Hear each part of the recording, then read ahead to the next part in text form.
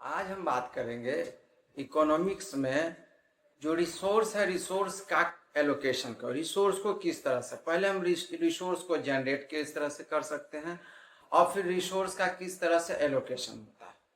अच्छा, तो रिसोर्स को जनरेट करने का सबसे बड़ा कारण क्या है कि चूंकि हमारा नीड्स है, ठीक ना, इंडिविजुअल्स का नीड्स होता है, उस नीड्स को क्या करना है, फुलफिल करना है, तो रिसोर्स को जनरेट करना है। आपको पता होगा रिसोर्स कई तरह के होते हैं, ठीक ना। तो रिसोर्स को जनरेट करने का सबसे बड़ा कारण क्या है, उसमें ये देखना है कि जो रिसोर्स है, ठीक ना, इसको जो हम तैयार कर रहे हैं, ठीक, इसमें सबसे बड़ा जरूरत है कि जो रिसोर्स हम तैयार करेंगे, उससे जो फाइनल प्रोडक्ट्स तैयार करेंगे वो किस तरह से मार्केट में एक्सहॉस्ट होगा, किस तरह से हम उसको सेल आउट। तो सेल आउट कब हो सकता है, जब जो मार्केट में जो आपका कस्टमर है, ठीक ना, वो कस्टमर का वो चॉइस होगा, ठीक, उस चॉइस को पूरा जब आसानी से कर सकते हैं, ठीक ना, तभी हम मार्केट में क्या कर सकते हैं, रिसोर्सेस को हम क्या कर सकते हैं, खर्च कर सकते हैं। लेकिन आपको ये पता होना चाहिए रिसोर्स भी हमारे पास क्या है, लिमिटेड रिसोर्स है, ठीक ना। और लेकिन उसी लिमिटेड रिसोर्स में हमको जो अनलिमिटेड हमारा जो नीड्स है, उस नीड्स को हमको क्या करना है, पूरा करना है, ठीक। तो सबसे बड़ा सेंट्रल प्रॉब्लम इसका क्या होता है कि रिसोर्स का स्कार्सिटी है और उस रिसोर्सेज को किस तरह से हम ऑप्टिमम यूटिलाइज करें ताकि सबको हम आसानी से पूरा कर सकें। दूसरी तरफ क्या प्रॉब्लम है, चॉइस का, ठीक ना। मेरे पास बहुत सारा ऑप्शंस है, उस अवेलेबल ऑप्शंस में से क्या मेरे लिए बेस्ट होगा, समझिएगा, क्या मेरे लिए बेस्ट होगा, उस बेस्ट को एडॉप्ट करना, ठीक ना, ये एक बहुत बड़ा प्रॉब्लम होता है, ठीक। अब देखिए, तो सबसे पहले ये हर एक सोसाइटी को ये डिसाइड करना है कि जो मेरे पास रिसोर्स है, रिसोर्स को किस तरह से हमको क्या करना है, यूज करना है, ठीक, क्योंकि मेरे पास रिसोर्स क्या है, स्केर रिसोर्सेस है। उसके बाद ये जो हम सेकेंड प्रॉब्लम है, ठीक ना, कि जो भी हम प्रोड्यूस करते हैं, क्या हमको प्रोड्यूस करना है, ठीक, सबसे पहले तो ये है। तो क्या प्रोड्यूस करना है, इसके लिए थोड़ा सा आपको ये समझना पड़ेगा कि अगर आप पूरा होल इकोनॉमी के पॉइंट ऑफ व्यू से देखते हैं तो आपको ये देखना है कि इस इकोनॉमी में, ये मार्केट में क्या एक खर्च हो सकता है, ठीक ना, क्या हम इस मार्केट में सेल आउट कर सकते हैं, ठीक ना, और कितना क्वांटिटी में हम इसको खर्च कर सकते हैं। जैसे अब आप देखिए हमारे इकोनॉमी में, हमारा इकोनॉमी अभी लोअर मिडिल इनकम कंट्री है, ठीक ना। तो यहाँ पर अगर आप चाहिएगा कि हर एक शहर में आप, या इस तरह से कहें कि हर एक स्टेट के कैपिटल में आप एक एक रोल्स रॉयस का खोल दीजिएगा शोरूम, तो ऐसा तो है नहीं कि बिकना शुरू हो जाएगा, क्योंकि हमारे पास क्या है, जो लिमिटेड है, ठीक, हमारे पास जो अर्निंग है, हमारा जो परचेजिंग पावर है, वो क्या है, लिमिटेड है। तो हमको क्या करना है कि उस जो लिमिटेड है उसमें से तो हमको ये देखना होता है कि मार्केट में कितना खर्च किया जा सकता है, उसी के हिसाब से क्या हो सकता है कि क्या हम प्रोड्यूस करें ताकि मार्केट में हम आसानी से उसको क्या कर सकते हैं, खर्च कर सकते हैं, खपत कर सकते हैं, ठीक। उसके बाद इस गुड्स को कैसे प्रोड्यूस किया जा सकता है। अब देखिए, गुड्स को प्रोड्यूस करने के लिए आप अगर लेबर से के थ्रू भी कर सकते हैं, या आजकल टेक्नोलॉजिकल एडवांसमेंट हो गया, आप देखिएगा ऑटोमोबाइल इंडस्ट्रीज वगैरह में तो अभी स्थिति ये हो गई है कि अब जो उसका जो व्हील होता है, जो जिसको चक्का बोलते हैं, उससे लेकर के उसका पूरा इंजन से लेकर के पूरा बॉडी पार्ट्स का, मतलब पेंट तक का काम क्या करता है, मशीन करती है, ठीक ना।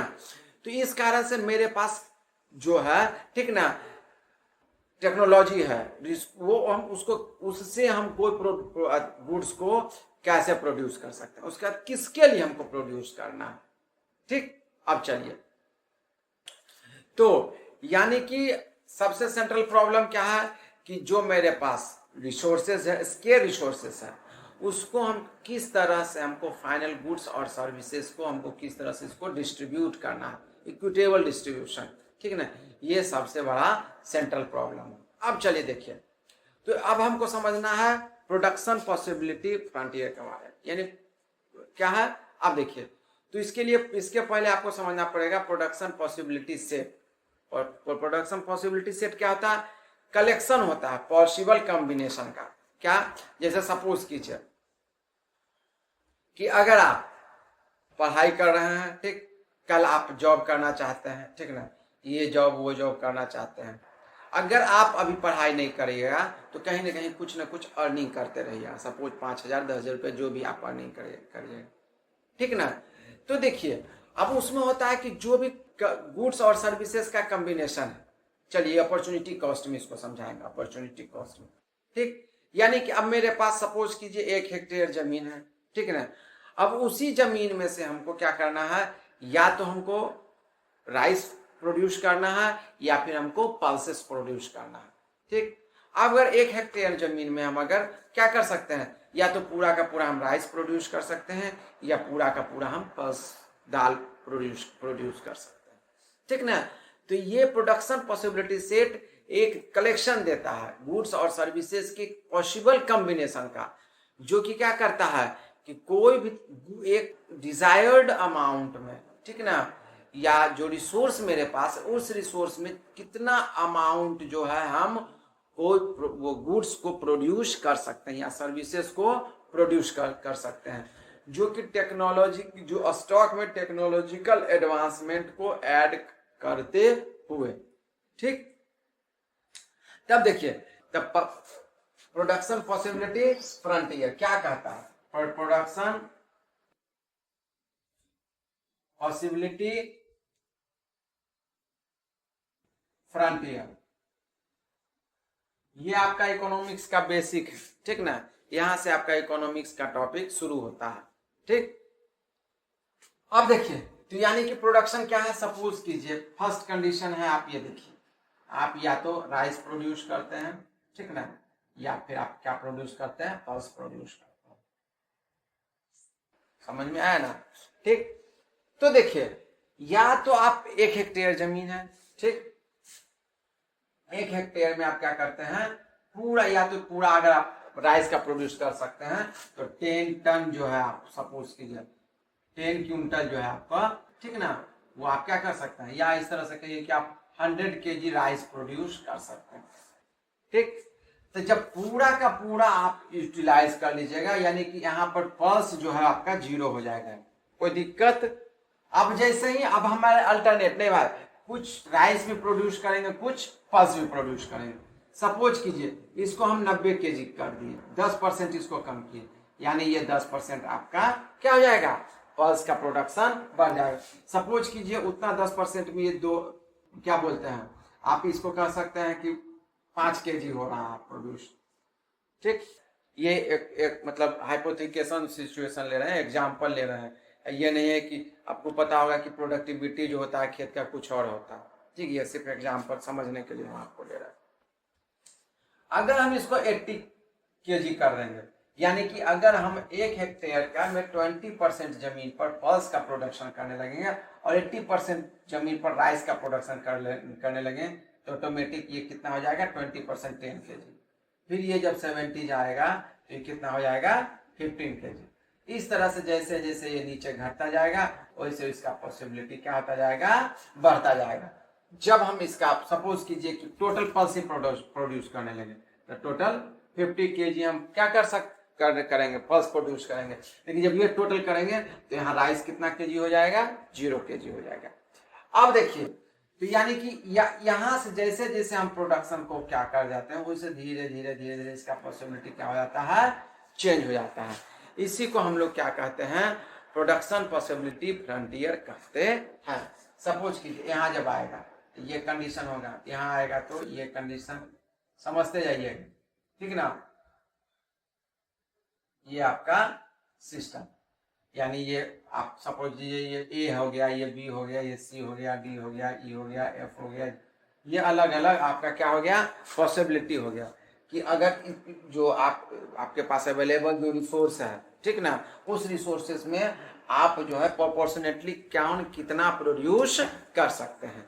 यही आपका क्या हो जाता है, प्रोडक्शन पॉसिबिलिटी फ्रंटियर होता है, ठीक। ये जो कर्व होता है, ये कर्व हमको बताता है कि हम जो मेरे पास जो अवेलेबल रिसोर्स है, यानी फील्ड जमीन, उसमें से हम किस प्रोडक्ट क्या बोलते हैं, कौन से प्रोडक्ट को हम कितना प्रोड्यूस कर सकते हैं। और अगर एक प्रोड्यूस दूसरा प्रोड्यूस को हम एक्स्ट्रा अगर अमाउंट में प्रोड्यूस करना चाहते हैं तो उसके लिए इसमें हमको कितना सेक्रीफाइस करना पड़ेगा, ठीक ना, ये हमको स्टडी इसमें करना होता है। अब चलिए तो देखिए, अब यहाँ पर हम आपको समझाते हैं अपॉर्चुनिटी कॉस्ट। क्या बताते हैं? Opportunity cost. अपॉर्चुनिटी कॉस्ट क्या है? अवसर लागत भी इसको हिंदी में बोलते हैं। इसको क्या बोलते हैं? अवसर लागत बोलते हैं। ठीक, तो देखिए यानी कि क्या है, यानी कि या तो अगर आप प्राइस नहीं, सपोज कीजिए, अब यहाँ पर हम आपको समझाते हैं कि आप मतलब सिविल सर्विसेज की तैयारी कर रहे हैं, ठीक, तो आपको क्या है कि आप बाकी सब काम छोड़ करके यही कर रहे हैं, मोस्ट ऑफ केसेस में ये होता है, ठीक। अब आप क्या कर रहे हैं कि ये तैयारी कर रहे हैं, अगर आप तैयारी नहीं की करते तो आप कहीं ना कहीं कुछ ना कुछ अर्न कर रहे होते। सपोज कीजिए 8,000 10,000 रुपया ही आप अर्न कर रहे होते, समझिएगा। यानी कि आप जो 10,000 रुपया है, 10,000 रुपया को आप क्या कर रहे हैं, आप पढ़ाई के पढ़ने के लिए उस 10 रुपया को 10,000 रुपीज को क्या कर रहे हैं, आप छोड़ रहे हैं। तो यानी कि आप जो है हर एक महीना जो आप पढ़ रहे हैं, समझिएगा बात को, इसी कारण आप अगर पढ़ रहे हैं तो पढ़ने के बाद उसका रिजल्ट निकालना भी कितना जरूरी है ये समझिए। क्योंकि आप हर एक महीना आप क्या कर रहे हैं, 8 से 10,000 रुपया आपको लॉस हो रहा है। अगर आप पढ़ाई पर इकोनॉमिकली 1 रुपया खर्च नहीं भी कर रहे हैं, फिर भी अगर आप पढ़ रहे हैं तो 10,000 रुपया आप क्या कर रहे हैं, उसमें आप खर्च कर रहे हैं। क्योंकि अगर आप पढ़ाई नहीं करते तो 10,000 रुपया आप अर्न करते रहते। यही अपॉर्चुनिटी कॉस्ट होता है।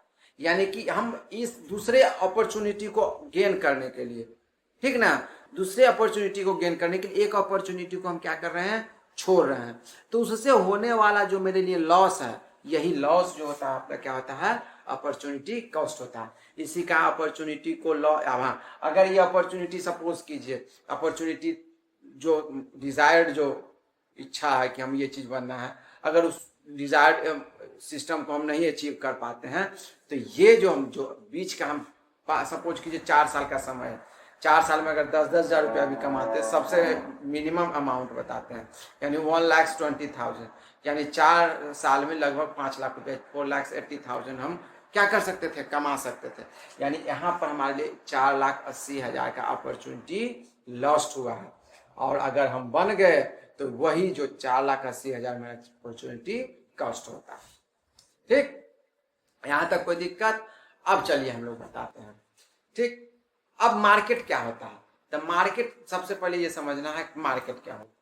क्योंकि जो भी गुड्स और सर्विसेज को हम सेल करते हैं वो मार्केट में ही सेल करते हैं। अब देखिए मार्केट क्या होता है, जो आपको एक सेट ऑफ इंस्ट्रक्शंस होता है, जहां पर जो इकोनॉमिकल एजेंट होते हैं, ठीक ना, वो गुड्स और सर्विसेज को क्या करते हैं, उसका सेल और परचेज करते हैं। ठीक, यानी इकोनॉमिक एक्टिविटीज में ये जो सेल और परचेज करते हैं, ठीक ना, किसका, गुड्स और सर्विसेज का, ये इकोनॉमिक एक्टिविटीज होता है, समझ लीजिएगा। ठीक, इकोनॉमिक एक्टिविटीज में कोई दिक्कत नहीं होना चाहिए, क्योंकि जो भी गुड्स और सर्विसेज को हम सेल आउट करते हैं, ठीक ना, या जो परचेज करते हैं, वो आपका इकोनॉमिक एक्टिविटीज होता है। अब देखिए तो क्या करता है, या उसको दूसरा शब्द कर सकते हैं, मार्केट क्या होता है, एक इंस्टीट्यूशन होता है जो एक क्या देता है, प्लेटफॉर्म देता है इंडिविजुअल को, ठीक ना, कि वो अपनी जो भी तरह का डिजायर्स है, नीड्स है, उसको क्या कर सके, वो अपने इकोनॉमिक एक्टिविटीज को पूरा कर सके। ठीक, कोई दिक्कत? अब चलिए इसके बाद मार्केट क्या करता है, एक जगह देता है जहां बायर और सेलर दोनों क्या करते हैं, बायर गुड्स और सर्विसेज को परचेज करता है और सेलर गुड्स और सर्विसेज को बेचते हैं। अब समझिएगा, तो मार्केट का मतलब ये नहीं होता है कि जैसे हम लोग गए फॉर्चून की दुकान पे या फिर सब्जी मंडी में गए, सब्जी खरीद करके सामने वाले पैसा दिए लिए, ये मार्केट का कंडीशन है, ये भी मार्केट का ही अंग पार्ट है। लेकिन आजकल के युग में बहुत मार्केट का सिस्टम चेंज हो गया।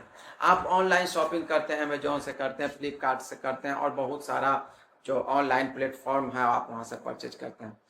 तो आप जो सामान परचेज कर रहे हैं वो आपको पता नहीं कि आप किस ऑनर से ले रहे हैं, यानी कि आज के युग में मार्केट का मतलब हो गया कि जहां पर कि जरूरी नहीं है कि फिजिकल कांटेक्ट इंडिविजुअल्स बायर और सेलर के बीच हो ही, ठीक ना।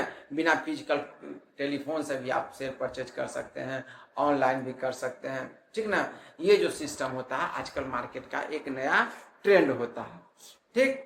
अब देखिए उसके बाद मार्केट इकोनॉमी क्या होता है, तो मार्केट इकोनॉमी होता है कि जो भी तरह का सारा इकोनॉमिक एक्टिविटीज होता है जो मार्केट के थ्रू होता है, ठीक ना, वो आपका क्या हो गया, मार्केट इकोनॉमी हो गया। अब देखिए तो मार्केट इकोनॉमी में क्या होता है, सो देखिए कि कई तरह का मार्केट इकोनॉमी होता है। सबसे पहले मार्केट इकोनॉमी में आता है कि जैसे एक अब आपको प्रीवियस मतलब इकोनॉमिक्स के टॉपिक में आपको बताए होंगे कि जो इकोनॉमी होता है वो कौन कौन सा होता है, कैपिटलिस्ट इकोनॉमी होता है, फिर सोशलिस्ट इकोनॉमी होता है और मिक्स्ड इकोनॉमी होता है, ठीक।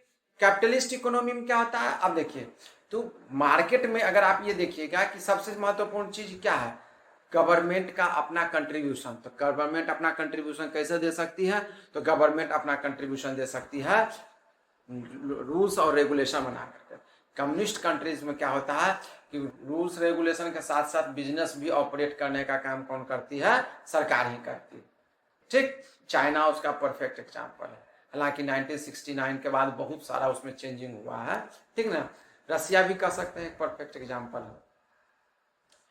अब दूसरा है अमेरिका, ठीक ना। तो अमेरिका क्या है, पूर्णपन कैपिटलिस्ट इकोनॉमी है, पूरा मार्केट में जो है, ठीक ना, मार्केट का जो भी सिस्टम होता है मार्केट पर ही पूरा छोड़ दिया जाता है, ठीक ना। उसी के आधार पर जो प्राइस रेट जो होता है वो फिक्स होता है और मार्केट में जो होता है ट्रांजैक्शन चलता रहता है, ठीक। कुछ जो है मिनिमम जो है थोड़ा गवर्नेंस होता है, ठीक।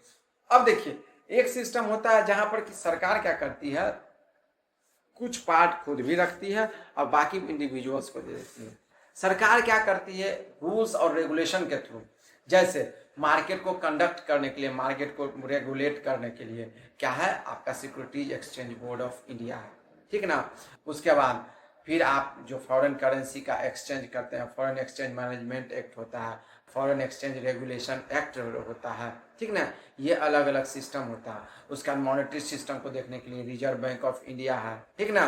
और सरकार क्या करती है, मार्केट में कोई भी तरह का जो प्राइस हो, जिससे कभी कभी देखते हो कि ये क्या बोलते हैं प्याज का कीमत, या फिर आप हाल ही में देखे होंगे कि जो सरसों का तेल था उसका कीमत 200 रुपये किलो तक पहुंच गया।